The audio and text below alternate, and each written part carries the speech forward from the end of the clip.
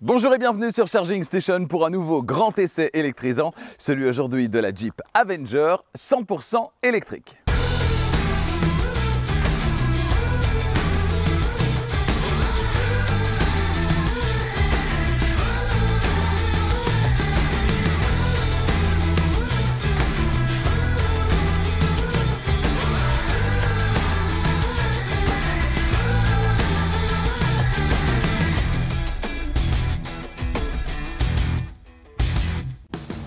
Cet essai vous est proposé par Arval, solution de leasing pour professionnels et particuliers, et Autoscout 24, la plus grande plateforme en ligne de voitures neuves et d'occasion en Europe.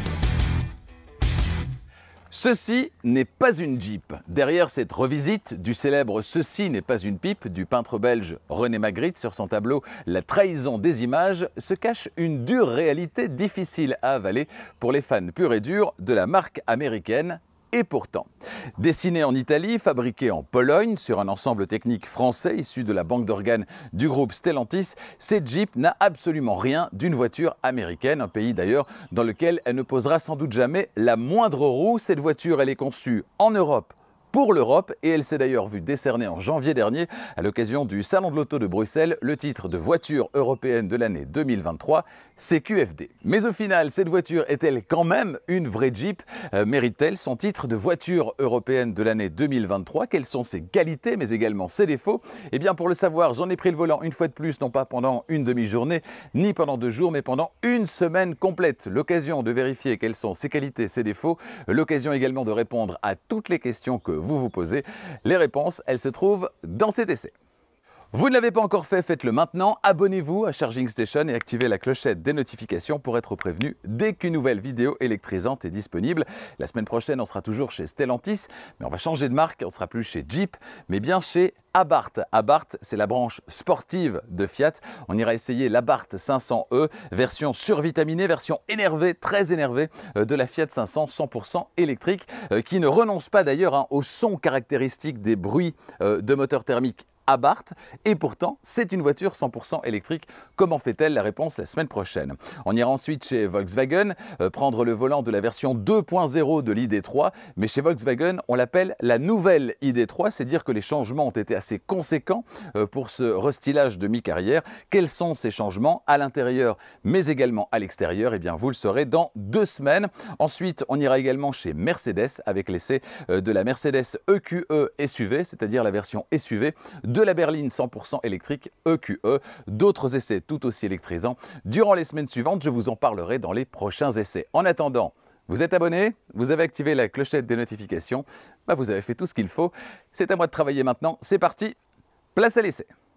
Extérieurement, pas de doute, cette voiture, c'est une vraie Jeep. Elle a tous les codes de la marque, née en 1941, et notamment cette calandre iconique avec 7 barres verticales. Une calandre qu'on va retrouver sous la forme d'un logo, la calandre et les 2 phares iconiques ronds de la Jeep d'origine. Eh bien, un petit peu partout sur la carrosserie. Ce sera le cas à l'arrière dans les feux, ce sera le cas également sur les jantes, et puis c'est le cas également à l'avant, ici, en partie inférieure, dans la calandre. Le petit clin d'œil est sympa. Il y a d'autres petits clins d'œil qui sont assez sympas sur cette voiture. Quand vous regardez dans le rétroviseur, vous voyez qu'à la base de la vitre arrière, eh bien, il y a une sorte de paysage de montagne qui est sympa et dans lequel vient s'enficher l'essuie-glace arrière. Et puis ici, à l'avant, eh bien, on a un petit garçon qui regarde les étoiles à travers un télescope. Tout ça est plein de poésie, tout ça est vraiment chouette. Et le look de cette voiture participe grandement à son côté attirant. C'est vrai que cette voiture, elle accroche le regard, et certainement dans cette couleur optionnelle biton. À l'intérieur, c'est coloré également, on le verra dans un instant. Au niveau des dimensions, qu'en est-il? Eh bien, c'est le plus petit SUV du segment B. Elle mesure 4,08 m, c'est sa longueur. Sa largeur, c'est 1,78 m, ce sera 1,98 m avec les rétroviseurs déployés. Sa hauteur, 1,53 m, et l'empattement, distance entre les roues avant et les roues arrière, on sera sur 2,56 m. C'est pas très grand, c'est vraiment un tout petit véhicule avec tout ce qu'on aime en 2023 pour circuler en ville, c'est-à-dire un véhicule qui est maniable, on verra ça sur la route, et puis un véhicule qui est en hauteur également, c'est un petit SUV, et donc cette voiture, c'est une voiture qui devrait plaire. En tout cas, son look va beaucoup l'aider à attirer le regard et donc à susciter la curiosité des automobilistes clients potentiels. Cette Jeep Avenger, techniquement, c'est une traction traction pour une Jeep. Voilà qui peut sembler un petit peu particulier et voilà qui pourrait faire grincer des dents, en tout cas jusqu'à l'apparition d'une version 4XE qui nous a été promise par la marque, c'est-à-dire une version à 4 roues motrices. Alors sous le capot, on va retrouver le nouvel ensemble moteur-batterie de Stellantis, un ensemble qui propose 156 chevaux de puissance pour le moteur synchrone à aimant permanent, 156 chevaux de puissance contre 136 sur la version précédente, un couple de 260 Nm et un 0 à 100 qui est abattu en 9 secondes. Alors tout ça, ce sont les chiffres. Qu'en est-il au quotidien en termes d'agrément, au terme d'une semaine au volant de cette voiture? Eh bien, toutes les réponses tout à l'heure sur la route.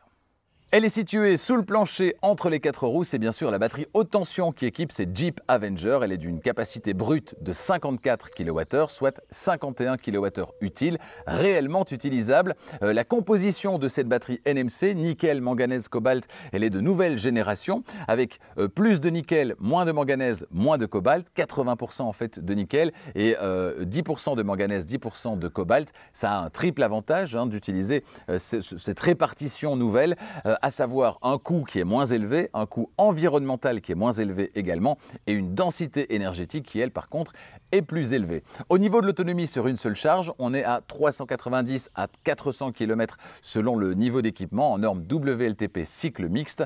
En ville, on peut aller au-delà de 550 km, mais qui roule 550 km sur une seule charge en une journée? Sans doute pas grand monde. Notez, et c'est un bon point, que toutes les Jeep Avenger sont équipées de série de la pompe à chaleur. Pour recharger la batterie, ça se passe ici à l'arrière du côté gauche avec sous la trappe un connecteur de type 2 tout d'abord pour la recharge sur le courant alternatif, celui qui circule dans nos rues et dans nos maisons, c'est la recharge du quotidien. Ce connecteur de type 2, il est relié à un chargeur embarqué d'une puissance de 11 kW, c'est tout à fait la norme aujourd'hui en 2023 et ça va permettre une recharge complète de la batterie en une petite journée de travail ou une petite nuit de sommeil, c'est-à-dire 5h30 seulement. La batterie, elle est de relativement petite capacité, donc sur du 11 kW, ça va relativement vite avec cette voiture et c'est une bonne chose. Bien sûr, avec cette voiture, vous aurez accès également à la recharge sur le courant continu avec le connecteur combo CCS, c'est-à-dire la somme des deux connecteurs. Et dans ce cas-là, eh bien, vous aurez accès à une puissance de recharge de 100 kW. Alors 100 kW, c'est pas gigantesque, mais en même temps, sachant que cette voiture, ça va être une voiture utilisée en ville, en périurbain également, que vous allez recharger principalement chez vous, sur votre lieu de travail, c'est-à-dire sur le courant alternatif au quotidien. Cette voiture, elle va pas être souvent rechargée sur des bornes super rapides. Ce sera pour des cas bien spécifiques si vous allez une fois de temps en temps faire un plus long trajet et que vous n'avez pas assez avec une seule charge pour couvrir la totalité de votre trajet. Voilà, ce sera 100 kW. Alors 100 kW, c'est pas gigantesque, mais je l'ai dit, c'est ponctuel. Et puis en plus de ça, comme la batterie est de relativement petite capacité, en termes de durée de recharge, on va être proche de ce qu'on retrouve sur d'autres voitures avec des batteries plus grosses, mais des vitesses de recharge plus importantes également, c'est-à-dire 24 minutes pour passer de 20 à 80% de capacité de batterie et 34 minutes, 10 minutes de plus pour passer de 0 à 80% de capacité de batterie. Voilà, on est tout à fait dans la norme. Donc 11 kW sur le courant alternatif, 100 kW sur le courant continu. La Jeep Avenger, c'est le plus petit SUV du segment B, je vous le disais tout à l'heure, avec 4,08 m de long, donc très logiquement cette voiture, vous n'allez pas l'acheter pour sa capacité de chargement. Et pourtant, l'ouverture du coffre, elle est électrique, la banquette arrière, elle est fractionnable 60-40, et quand la banquette arrière est en place, donc en version 5 places, eh bien vous avez quand même 355 litres de volume de chargement qui sont disponibles, ce qui est loin d'être anodin. On peut monter jusqu'à 1250 litres avec la banquette arrière complètement rabattue. Au niveau des aspects pratiques, qu'est-ce qu'on a outre l'ouverture électrique? Eh bien, on a un petit crochet à gauche, un petit crochet à droite pour aller faire les courses au quotidien, mettre les sacs, éviter que ça se promène dans le coffre. C'est très très sympa. On a ensuite le plancher du coffre ici qui est amovible. On peut soit le retirer, soit le descendre à l'étage inférieur. Si vous le laissez comme ceci, eh bien, vous aurez un seuil de chargement qui est quasiment affleurant par rapport au plancher du coffre. Donc, ce qui est très pratique là aussi au quotidien pour charger, décharger des objets. Si vous avez besoin de plus de hauteur, eh bien dans ce cas-là, vous allez le descendre. Voilà, descendre complètement pour obtenir plus de hauteur. Et si vous voulez le retirer complètement et voir ce qui se passe en dessous, eh bien en dessous, il y a un petit crochet ici qui permet de voir qu'en dessous du plancher inférieur du coffre, on a tout ce qui est un peu technique, donc le crochet de remorquage, le petit compresseur pour le gonflage, le kit de secours, etc. etc. Donc voilà, c'est pas la reine de la catégorie en termes de capacité capacité de chargement, c'est normal, hein, 4,08 m au total, mais elle s'en sort quand même plutôt pas mal. Les aspects pratiques sont bien présents. Alors, il n'y a pas de prise supplémentaire, etc. Mais on a l'essentiel, à savoir les petits crochets et cette modularité au niveau du plancher du coffre qui est quand même bien pratique au quotidien. Avant de m'installer à l'avant et de vous faire découvrir le tableau de bord de cette Jeep Avenger, un tableau de bord, vous le verrez, qui sera très original, très frais dans cette voiture, eh bien me voici installé à l'arrière, ou plutôt j'ai tenté de m'installer à l'arrière, mais avec le siège avant qui est réglé comme pour moi et mon 1,90 m, impossible de m'installer à l'arrière. Vous le voyez, j'ai à peine ça entre la banquette et le siège avant. Essayons maintenant avec Zoé qui va s'installer à l'avant. Zoé et son 1,78 m. Est-ce que dans ce cas-là, le combo 1,78 m, 1,90 m, ça va fonctionner? Eh bien la réponse dans quelques secondes. Je tente de m'installer et là, c'est tout de suite beaucoup mieux. Donc 1,78 m à l'avant et jusqu'à 1,90 m à l'arrière, ça pose absolument pas de problème, j'ai toute la place. J'ai les cuisses qui reposent à moitié sur la banquette, franchement j'ai déjà connu bien pire. Les planchers de voitures électriques sont toujours rehaussés hein, puisque la batterie se situe en dessous et ici voilà, c'est raisonnablement posé, en tout cas pour un usage urbain, il n'y a absolument aucun problème. En hauteur, absolument aucun souci, j'ai encore, j'ai ça, j'ai 3-4 cm au-dessus de la tête, donc vraiment aucun problème. Et en termes d'équipement, on n'a pas une surabondance d'équipement dans cette voiture, mais on a l'essentiel de ce qu'il faut dans une voiture à destination urbaine, c'est-à-dire évidemment les vitres électriques. On n'a pas de bac dans les portières par contre, mais au total, dans l'habitacle de cette voiture, on a quand même 34 litres de volume de chargement. Donc tout ça en plus du coffre, même s'il n'y a pas de coffre avant, il n'y a pas de frunk dans cette voiture, on l'a vu, bah ça reste très raisonnable pour une utilisation, je le rappelle, urbaine. Au niveau des rangements supplémentaires, on a les poches aumônières ici à l'arrière des sièges avant, et puis en termes de connectivité, on a une prise USB-C qui se trouve ici à l'arrière. Alors il n'y a pas d'accoudoir central ici à l'arrière. La place arrière centrale sera du coup un petit peu plus confortable au niveau du dos, hein, parce qu'on n'aura pas d'accoudoir rigide. Par contre, au niveau des pieds, il va falloir voyager avec les pieds de part et d'autre du tunnel central. Un tunnel central qui est assez proéminent et la console centrale ici, l'accoudoir à l'avant, recule pas mal vers l'arrière. Et donc voilà, le passager central ici à l'arrière n'aura d'autre choix que de voyager avec les jambes écartées et un pied de part et d'autre du tunnel central. Pour le reste, voilà ce qu'on peut dire de l'arrière dans cette voiture. On va maintenant passer à l'avant. Bienvenue à bord de cette Jeep Avenger. Alors dans cette voiture, eh bien, il y a ce petit quelque chose, ce petit plus qui, comme dans une Fiat 500 par exemple ou une Mini pour ne citer qu'elle, eh bien, vous plonge dans un vrai univers. Même si cette voiture n'a rien d'américain, on est quand même dans une vraie Jeep et ça fait plaisir. Concernant la finition, la qualité des matériaux, c'est assez semblable à ce qu'on va retrouver justement dans une Fiat 500. On a donc quasi exclusivement des plastiques durs, mais leur aspect fait moins cheap que ce qu'on va retrouver dans une Volkswagen ID3 de première génération par exemple. Et puis dans une Jeep qui évoque un certain côté rustique, des plastiques durs plus présents, c'est sans doute un petit peu moins gênant que dans une autre voiture. Moi j'aime particulièrement ce bandeau de couleur hein, qui n'est pas forcément lié à la couleur extérieure. Ici on a jaune, mais on pourrait avoir un extérieur gris et ce bandeau jaune à l'intérieur. Je trouve qu'il apporte énormément de peps à l'intérieur de cette voiture. Le volant aussi, j'apprécie beaucoup le volant qui est assez épais comme je les aime. Les rangements qui sont assez nombreux également. Voilà, tout ça fait que cette voiture finalement, elle propose un intérieur qui est à la fois agréable au regard et puis extrêmement pratique également. On détaillera d'ailleurs l'intérieur dans quelques secondes. Et vous, que pensez-vous de cet intérieur? Eh bien, dites-le moi dans les commentaires. Allez, c'est parti comme à chaque fois pour cette description complète de l'intérieur de cette voiture. On va commencer par la portière conducteur avec en partie supérieure la poignée d'ouverture, en partie intermédiaire les vitres et rétroviseurs électriques, hein, c'est du classique, et en partie basse le vide-poche. Ensuite, sur le tableau de bord, le contrôle de la vitesse en descente et le réglage de l'assiette des phares. Sur le volant, très épais hein, comme je les aime, plutôt épais, je ne veux pas dire très épais, mais plutôt épais comme je les aime, eh bien on va retrouver à gauche les aides à la conduite, limiteur de vitesse et régulateur de vitesse adaptatif. Et puis à droite, les commandes multimédia, la commande vocale et le téléphone. Derrière le volant, des commodos avec à gauche les clignotants, l'appel de phare, la commande de basculement automatique entre feu de route et feu de croisement. Et puis à l'extrémité, la personnalisation de l'affichage de la partie centrale de l'écran instrument. On voit ça dans un instant. À droite, les essuie-glaces à l'avant et à l'arrière ainsi que bouton de navigation dans les infos de conduite. L'écran instrument ensuite, il est d'une diagonale de 10,1 6,25 pouces. Il est personnalisable, hein, son affichage est personnalisable, un petit peu comme ce qu'on avait retrouvé dans la Citroën IC4X il y a quelques semaines. Sur le commodo de droite ici, c'est assez simple, on pousse dessus et on a les informations de conduite, trajet 1, trajet 2 et consommation instantanée. Donc ça, c'est vraiment un affichage momentané. Ça va disparaître au bout de quelques secondes. Voilà, ça vient de disparaître. À gauche, par contre, on a là une possibilité de modifier le contenu de cet écran de manière permanente. On a en fait 6 pages qui sont disponibles et via l'écran d'infodivertissement, on va pouvoir décider ce qu'on va mettre sur ces 6 pages.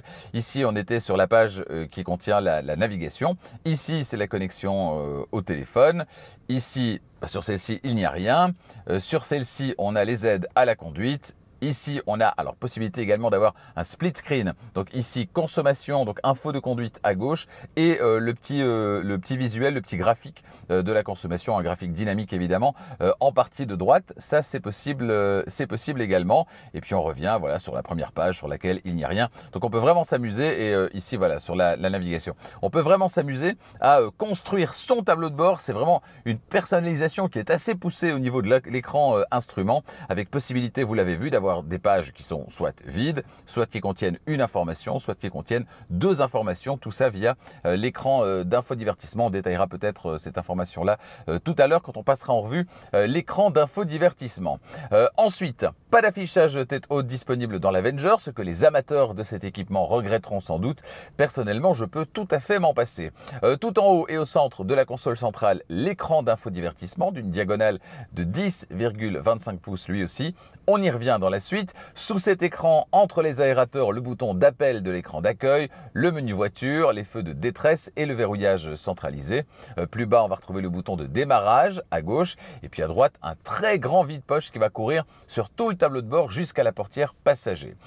Une ligne de boutons physiques ensuite, avec à gauche le bouton rotatif de contrôle du volume. Et puis à droite, les commandes relatives au chauffage et à la climatisation. Ensuite, on va retrouver le sélecteur de vitesse, comme dans la Fiat 500 électrique, il s'agit de boutons P, R, N, D ou B. Personnellement, j'aurais préféré un petit sélecteur classique qui est plus facile à manipuler sans forcément devoir regarder les touches. Plus bas, un double rangement avec un couvercle repliable. Alors c'est original à défaut d'être vraiment pratique à manipuler, surtout en conduisant. Moi, ce que j'aurais préféré, c'est un petit couvercle qui se soulève comme ceci. Vous voyez, ça aurait été particulièrement pratique. Une petite impulsion, hop, le couvercle se lève comme ceci, on peut aller dedans et hop, on le reclappe. Ça aurait été plutôt pas mal. Ensuite, dans cet espace, on va retrouver une prise USB-A à gauche, une prise USB-C à droite et au centre, une prise 12 volts de type allume-cigare. 2 boutons physiques ensuite, à gauche, le frein de parking électrique et puis à droite, les modes de conduite. L'occasion de les détailler. Alors, cette Jeep Avenger, c'est 2 roues motrices, mais ça ne l'empêche pas de proposer certaines capacités que d'autres n'ont pas forcément, histoire de faire honneur à son blason de baroudeur et à son insigne Jeep. Alors via son système Select Terrain, l'Avenger va donc pouvoir évoluer sur différents terrains. Les différents modes de conduite disponibles sont donc les classiques Eco, Normal et Sport. Eco pour privilégier l'autonomie, Sport pour privilégier les performances et Normal pour le bon compromis au quotidien. Les spécifiques, ce sont les modes Neige, Boue et Sable. Chacun va donc utiliser différemment les aides électroniques disponibles pour maximiser l'adhérence sur ces terrains tout à fait spécifiques, ce qui fait donc une belle spécificité à revendiquer pour cette Jeep Avenger. Du rangement encore, avec cet espace ouvert compartimenté qui peut donc accueillir ou pas des porte-gobelets, bouteilles ou canettes en fonction de comment vous les organisez. Et puis l'accoudoir central enfin qui renferme lui aussi un rangement. Sur le plafonnier, l'ouverture-fermeture électrique du coffre. Un positionnement d'ailleurs qui est assez original. On n'a pas l'habitude de retrouver ça au niveau du plafonnier, donc sachez-le, ça se trouve là. La boîte à gants enfin de contenance tout à fait correct. Je voulais, avant de passer à la suite et notamment au système d'infodivertissement, détailler encore 2 petites choses. La démo au niveau des caméras, on n'a pas une vraie caméra 360, on a un système d'image 360 reconstitué. Donc c'est pas une vraie caméra 360, raison pour laquelle si j'appuie sur R, je vais me retrouver voilà, avec une zone grisée qui est la zone que la caméra forcément ne peut pas voir. Il y a une caméra devant, une caméra derrière, il n'y en a pas sous les rétroviseurs. Et donc, si je recule maintenant, eh bien, ce que je vais voir comme image qui va passer à gauche et à droite de la voiture, c'est simplement l'image ici à l'arrière qui va être finalement déplacée virtuellement, voilà, et qui va se retrouver, vous allez le voir, sur voilà, le côté de la voiture. Donc, c'est donc une vue simulée qui est en train de se déplacer. C'est pas la vue réelle de ce qui se passe sur le côté de la voiture. Et ça, c'est un petit peu dommage. À part ça, au niveau de la visibilité ici, au niveau de la caméra, de la définition proposée, c'est évidemment tout à fait correct et extrêmement lumineux. On a un petit menu de personnalisation ici. On peut encore modifier les réglages justement de contraste, de luminosité, etc. Et le volume des bips sonores également. Voilà. Donc c'est le petit bémol classique des voitures du groupe Stellantis actuellement. C'est cette caméra 360 qui n'en est pas vraiment une et qui simule donc l'image à gauche et à droite de la voiture. Autre chose que je voulais vous montrer également, c'est ce fameux petit menu voiture ici. Vous allez avoir des fonctions qui sont là. Toutes les fonctions sont reprises ici, donc alerte d'angle mort, alerte d'assistance au conducteur, anti-patinage, détection d'obstacles, etc., etc. Et si vous les mettez dans les favoris, vous voyez le petit onglet ici qui est bleuté, eh bien vous allez les retrouver ici dans les favoris, voilà, et pour un accès plus rapide et plus facile, donc via ce petit bouton ici, et on peut revenir voilà sur le menu du système d'infodivertissement que je vous propose de détailler maintenant. Le système d'infodivertissement, les menus, la manière dont ils sont organisés, c'est ce qui fait aussi qu'on n'a pas l'impression de se retrouver dans une voiture vraiment unique, mais plutôt dans une voiture qui partage des éléments avec d'autres voitures, d'autres marques au sein du groupe Stellantis. On pourrait se retrouver ici dans une Citroën, on pourrait se retrouver dans une Peugeot, on est dans une Jeep. Voilà, toutes ces voitures appartiennent au même groupe, ils partagent des éléments et en l'occurrence ici, le système d'infodivertissement. Alors, ce système, on l'a vu chez Citroën quand j'ai essayé la Citroën IC4X, eh bien, il est entièrement personnalisable. Je vous le disais par rapport au système d'infodivertissement et par rapport à l'écran instrument. Si je maintiens le doigt ici sur cette partie, vous voyez, ça s'agrandit. Voilà, et j'arrive au menu de personnalisation. Alors, je vous le disais ici, c'était concernant l'affichage conducteur, donc le menu instrument. Il y a donc les 6 pages qu'on va retrouver ici. Celle-ci qui est vide, on peut retrouver 1 ou 2 éléments comme on le souhaite. Celle-ci sur laquelle il y avait déjà le système de navigation. Celle-ci où on avait les infos audio. Ici, on avait de nouveau un écran vide et ici, on avait les aides à la conduite ainsi que là, un écran splitté pour la petite démo. On va retourner sur le numéro 1 et je pourrais par exemple ici choisir, alors je peux choisir ce que je veux, soit quelque chose qui va occuper l'entièreté, soit quelque chose qui va occuper un seul des 2 éléments. Je pourrais avoir par exemple côte à côte, eh bien ceci, c'est-à-dire l'audio, ce que je suis en train d'écouter, et avoir par exemple voilà, une vue sur le trajet. Voilà, du coup, si je reviens en arrière, je vais enregistrer, voilà. Et si on jette maintenant un petit coup d'œil du côté ici à gauche, eh bien on va se rendre compte effectivement qu'on a maintenant bien une vue avec 2 éléments sur la même vue, à savoir à gauche la partie audio et à droite le système de navigation. Même chose pour l'écran tactile, l'écran d'infodivertissement. Ça c'est la page de démarrage et on peut absolument la personnaliser comme on le souhaite. 2e page également disponible, 3e page également disponible. Donc c'est vraiment, on peut aller très très loin dans le fait de se construire son tableau de bord rien qu'à soi, celui qui va correspondre à ce que vous appréciez avoir comme fonction disponible immédiatement sous la main, comme vous voulez exactement les organiser. Voilà les widgets, les pages supplémentaires que vous allez pouvoir rajouter et puis le bouton de suppression qui se trouve ici. Donc voilà, ça c'est pour la partie personnalisation. En laissant appuyer un doigt sur l'écran, il apparaît au bout de quelques secondes. On va revenir sur l'écran de démarrage qui est donc celui-ci. Alors Mirror Screen, ça c'est la fonction Android Auto, Apple CarPlay. Ça fonctionne sans fil dans cette voiture, ça occupe bien tout l'écran. Donc c'est extrêmement pratique au quotidien, c'est un bon point.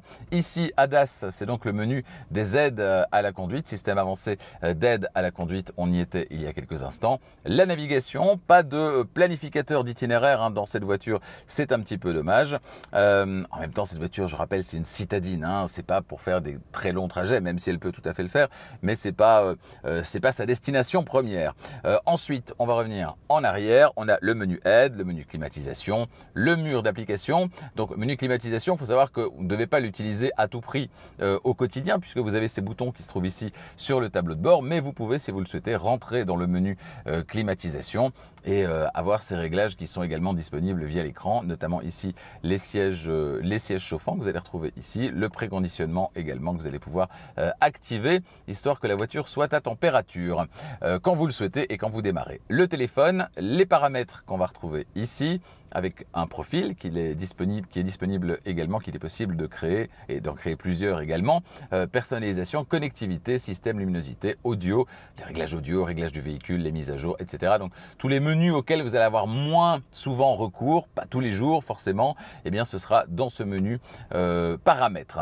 Voilà, alors qu'est-ce qu'on avait sur les autres pages? Là on avait en pleine page eh bien, la navigation, on peut agrandir encore cet écran.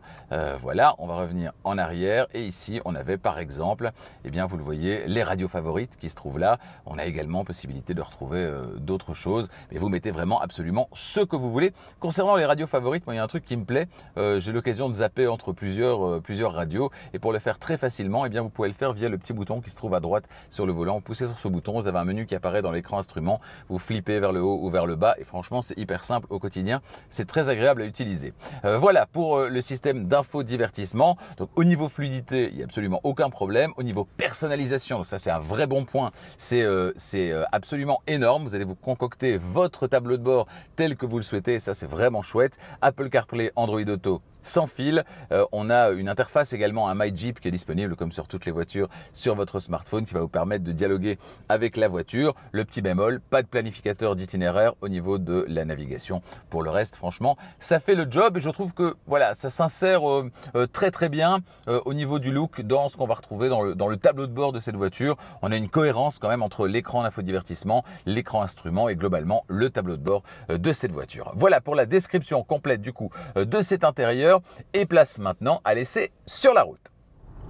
Pour réveiller une voiture électrique, parfois il suffit de s'installer au volant, tout simplement. C'est le cas dans une Tesla Model 3, dans un Volvo XC40 électrique ou encore sa cousine, la Polestar 2. Il ne reste ensuite qu'à choisir D ou R pour démarrer, mais malheureusement ici, c'est pas le cas. Comme sur d'autres voitures électriques, on l'a vu, il y a encore un bouton Start, alors soit, c'est pas grave. Mais ce qui est agaçant ici, eh bien, c'est qu'il ne suffit pas d'appuyer brièvement sur le bouton pour réveiller la voiture. Il faut laisser son doigt dessus une bonne seconde. Alors on s'y fait, hein, rien de bien grave, mais pourquoi imposer ça?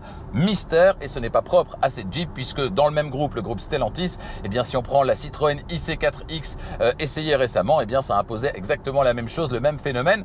Pour le reste, le démarrage est silencieux, tout se passe bien, mais concernant ma morphologie en particulier, eh bien je relève quand même un petit hic au niveau des sièges. Alors rien à dire concernant la position de conduite qui est relativement facile à trouver grâce aux réglages manuels qui sont proposés. Même si on l'a vu, quand mon mètre 90 s'installe à l'avant, mieux vaut ne pas trop prévoir de transporter du monde à l'arrière. Le petit X, c'est au niveau de l'assise qui pour moi et ma morphologie est un petit peu étroite. Les maintiens latéraux que je suis censé retrouver à gauche et à droite de mes jambes, je les retrouve quand même un petit peu en dessous de mes cuisses, ce qui n'est pas très agréable. Cela dit, ça m'a gêné quand je me suis installé dedans la première fois, quand j'ai découvert la voiture au terme d'une semaine à son volant. J'y pense pas à chaque fois que je m'installe dedans, donc je m'y suis fait globalement. Et de toute façon, on le sait, hein, les sièges se font à la morphologie du conducteur, donc ce sera sans doute un petit peu moins gênant. Concernant le maintien latéral au niveau du dos, par contre, là, pas de problème. Le maintien, il est très très bon, hein, surtout compte tenu de la vocation de cette voiture qui n'est absolument pas sportive. Les aides à la conduite qu'on retrouve dans ces Jeep Avenger, ce sont globalement celles qu'on va retrouver, très logiquement d'ailleurs, dans toutes les productions récentes du groupe Stellantis.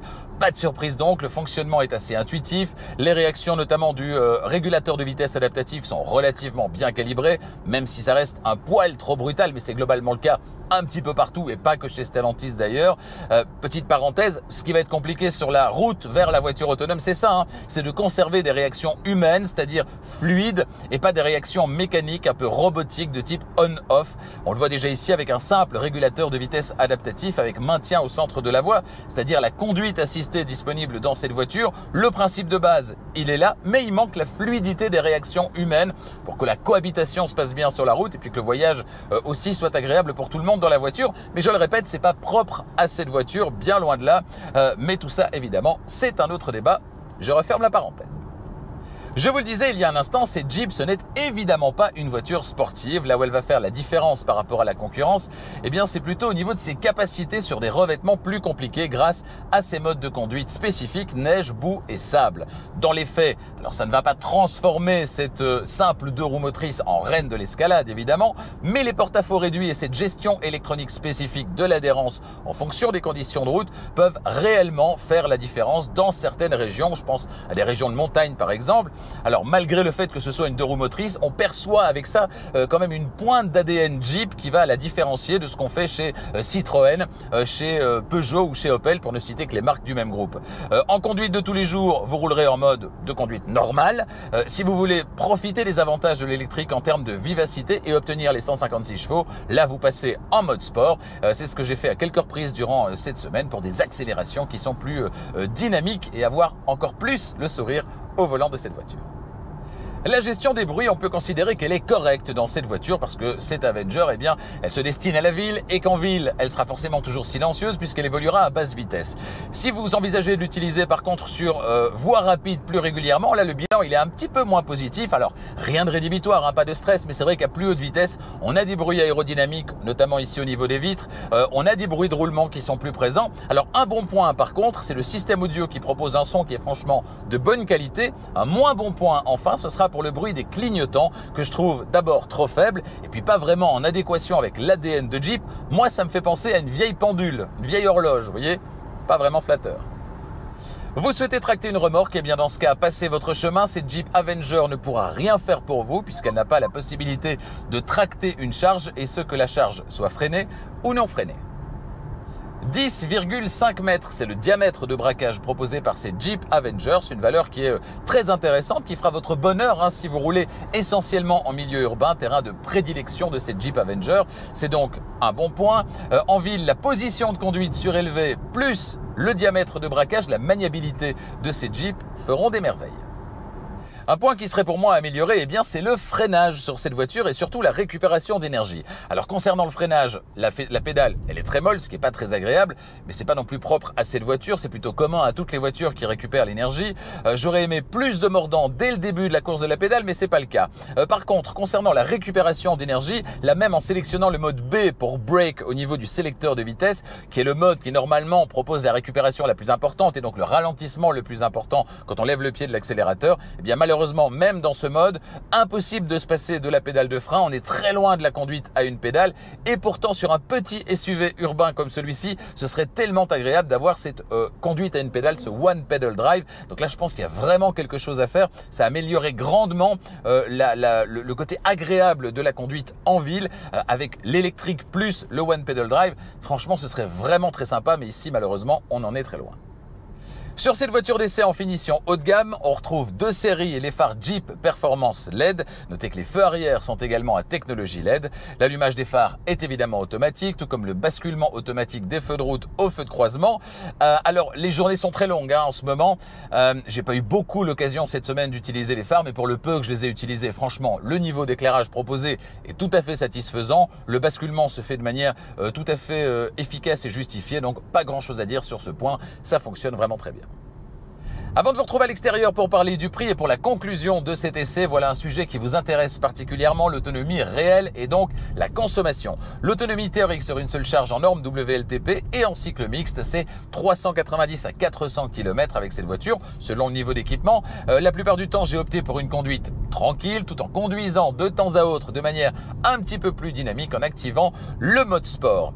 J'ai parcouru cette semaine environ 600 km, il a fait très chaud, 15 degrés très tôt le matin et plus de 30 degrés l'après-midi.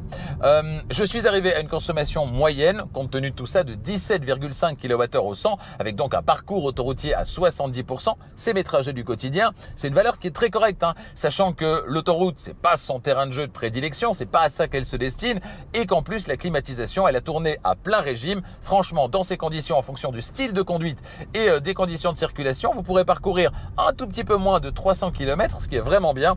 tout ça sur une seule charge, compte tenu du fait que j'en ai eu, donc je le rappelle, une utilisation qui n'est pas vraiment celle pour laquelle elle est conçue. Et donc c'est largement pour une citadine qui pourra sans problème sortir de la ville en cas de besoin. En évitant les voies rapides, là vous ferez mieux évidemment, vous pourrez faire chuter la consommation à environ 13 kWh au 100 et là vous pourrez parcourir près de 400 km, voilà qui est vraiment très confortable.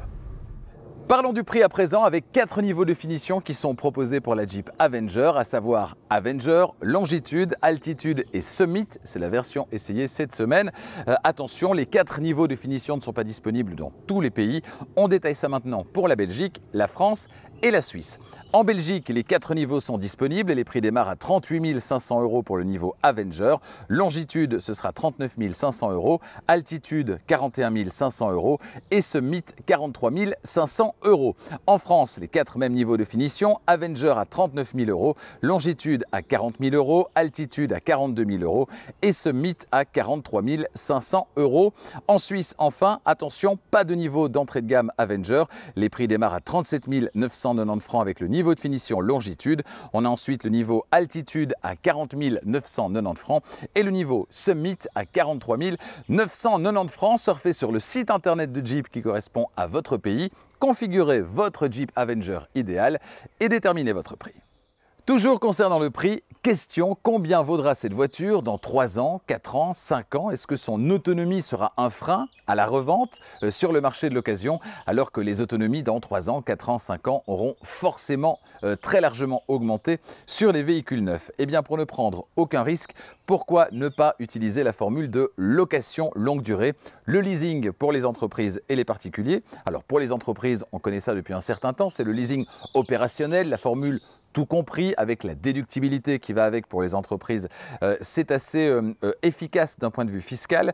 Dans cette formule, vous payez la même somme tous les mois pendant toute la durée du contrat et à la fin du contrat, vous remettez la voiture et les clés, vous n'avez à vous soucier de rien. Et cet avantage-là, si on le transpose aux particuliers, eh bien c'est un vrai avantage dans le contexte de transformation technologique dans lequel on est en ce moment. Les voitures électriques évoluent très rapidement. Ça veut dire aussi que la valeur résiduelle, la valeur de revente, quand vous aurez décidé de vous en séparer de votre voiture électrique que vous achetez maintenant, elle risque d'être inférieure à ce que vous imaginez, raison pour laquelle je vous conseille donc la location. Comme ça, vous ne prenez aucun risque en fin de contrat, vous rendez la voiture et les clés et c'est terminé. Et puis pendant toute la durée du contrat, c'est du tout inclus. Vous ne payez que la mensualité chaque mois et tout le reste est compris, les entretiens, les taxes, les changements de pneus, etc. Si vous voulez vous faire une petite idée, demandez une offre évidemment sur arval.be pour la Belgique, arval.fr pour la France. Votre nouvelle voiture, vous la voulez tout de suite ou peut-être en avez-vous besoin tout de suite pour des raisons professionnelles par exemple? Eh bien dans ce cas-là, pourquoi ne pas avoir recours à Autoscout24 qui est la plus grande plateforme de vente de voitures en ligne en Europe. Sur Autoscout24, partenaire de Charging Station, eh bien plus de 100 000 voitures vous attendent actuellement. Des véhicules d'occasion, des véhicules neufs également, des véhicules d'occasion récente, des véhicules électrifiés, 100% électriques, hybrides rechargeables. Vous trouverez forcément votre bonheur sur Autoscout24 parmi ces 100 000 véhicules disponibles actuellement. Alors comment faire? Vous allez sur autoscout24.be pour la Belgique, autoscout24.fr pour la France. Vous rentrez les critères que vous souhaitez dans le moteur de recherche et en retour, eh bien, la page d'accueil vous propose une sélection des voitures qui correspondent le plus précisément aux critères que vous aurez rentrés. Sur cette même page, eh bien, vous allez pouvoir, et c'est une nouveauté, également demander une offre de reprise pour votre véhicule actuel. Vous rentrez là aussi ses caractéristiques et en retour, vous recevrez une offre pour votre véhicule. Si vous voulez une solution pratique, facile et très avantageuse, eh bien rendez-vous sur autoscout24.be pour la Belgique, autoscout24.fr pour la France. Alors en conclusion, cette Jeep Avenger mérite-t-elle son titre de voiture européenne de l'année 2023? Eh bien j'ai envie de vous dire oui au terme d'une semaine à son volant et ce pour 3 raisons au moins. La première, c'est qu'elle est craquante. Alors c'est complètement subjectif, mais moi cette voiture, je la trouve très réussie, complètement craquante à l'extérieur mais également à l'intérieur avec ce bandeau de couleur qui lui donne une vraie personnalité.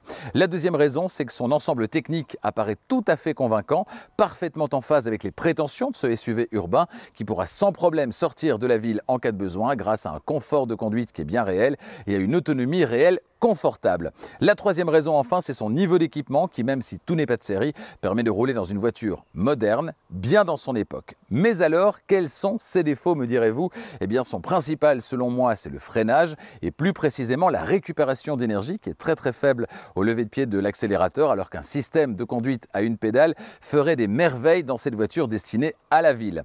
Autre petit regret, eh bien, l'absence pour l'instant d'une version à 4 roues motrices, même si 99% des Jeep Avenger ne quitteront sans doute jamais le bitume, eh bien, proposer une version à 4 roues motrices permettra à Jeep d'aller chercher un autre type de public, ceux qui habitent en montagne par exemple, et qui auraient du coup accès à une version encore plus polyvalente de ce SUV très craquant. A bientôt sur Charging Station pour d'autres essais électrisants. Dimanche prochain à 18 h, on sera donc en présence d'une Abarth 500e. L'Abarth 500e, c'est la version survitaminée, la version Abarth de la Fiat 500 100% électrique. On verra ce que ça donne au niveau du son également, puisque le son Abarth, il est préservé. J'ai hâte d'entendre ça et de partager ça avec vous. D'autres essais tout aussi électrisants durant les semaines suivantes. Je vous en parlais tout à l'heure. Pour ne rien rater, n'oubliez pas de vous abonner à Charging Station et activer la clochette des notifications pour être prévenu dès qu'une nouvelle vidéo électrisante est disponible. Si vous aimez les essais Charging Station, n'oubliez pas de partager, mettre un petit pouce, ça fait toujours plaisir et ça ne coûte rien.